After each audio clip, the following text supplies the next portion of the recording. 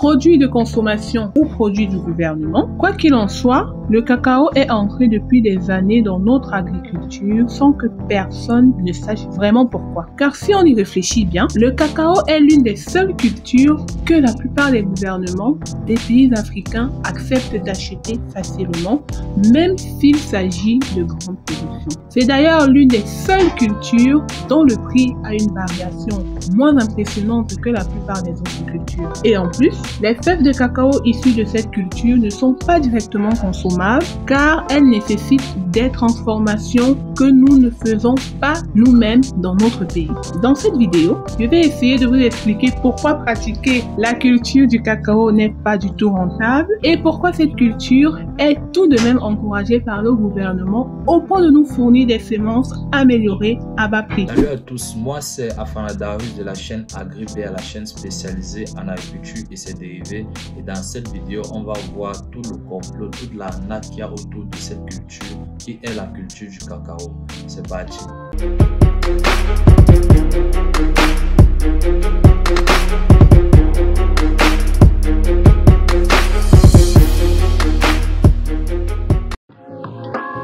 Le cacaoyer est un arbre dont les graines, qui sont appelées fèves de cacao, permettent de produire le cacao par torréfaction. Il est de nos jours cultivé dans plusieurs zones tropicales, situées entre le 15e parallèle nord et le 15e parallèle sud, ces zones étant surnommées la ceinture du cacao sur plusieurs continents. Et comme vous l'avez vu sur cette carte en Afrique, les principaux producteurs de cacao sont soit en Afrique, soit en Amérique du Sud. C'est la raison pour laquelle les deux principaux producteurs de cacao sont respectivement la Côte d'Ivoire et le Ghana, qui possèdent à eux deux 60% de la production mondiale. Le Cameroun, quant à lui, occupe la très honorable 5e place.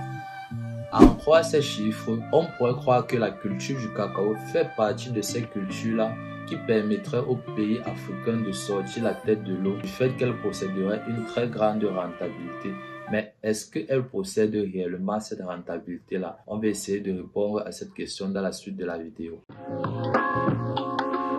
Le cacao possède une durée de vie pouvant aller jusqu'à 40 ans, mais ce n'est qu'à partir de la 4e et de la 5e année que les fruits apparaissent. Et tu te doutes bien qu'avant d'atteindre cette étape de production, il y a plusieurs étapes de mise en terre et d'entretien qui ont forcément un coût. Par exemple, si on prend deux variétés africaines les plus cultivées, à savoir le FNK 413 et le BAT1, les bénéfices à l'hectare obtenus de l'exploitation d'une agroforêt de cacao dans le cadre de la main-d'œuvre non rémunérée, c'est-à-dire à famille, est de 2 396 876 francs pour le SNK 413 et de 462 450 francs pour le BAT1.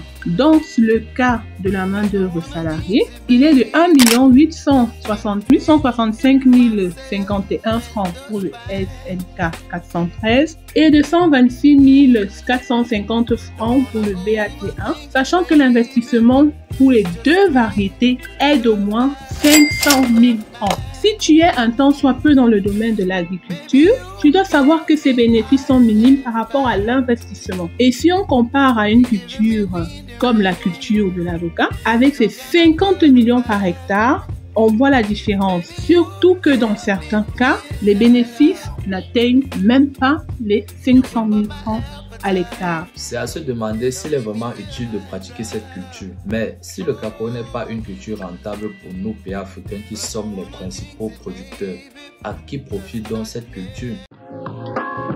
Pour connaître les plus grands bénéficiaires de cette culture, il faut s'intéresser aux dérivés du cacao, c'est-à-dire les produits issus de sa transformation. Le cacao ne possède pas moins de 5 dérivés, à savoir la liqueur et la pâte de cacao, le beurre de cacao, les tourteaux de cacao et la poudre de cacao.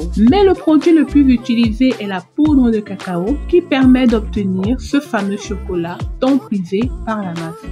Avec toute la production de cacao dont dispose l'Afrique, on pourrait croire qu'il s'agit également d'un des plus grands producteurs de chocolat dans le monde, mais il n'en est rien. L'Allemagne, la Belgique, l'Italie et la Pologne, ces 4 pays représentent plus de 40% des exportations mondiales totales de chocolat. Et contrairement à la croyance populaire, la Suisse n'est pas le premier producteur de chocolat au monde. Il s'agit plutôt des plus grands consommateurs de chocolat dans le monde, avec 9 kilos de chocolat consommés par an par habitant. Et le comble dans tout ça, c'est qu'aucun de ces pays ne cultive le cacao dans leur propre pays. Ils se contentent juste d'acheter la matière première à bas prix dans les pays qui la produisent, mais n'ont pas les infrastructures nécessaires pour la transformer à grande échelle.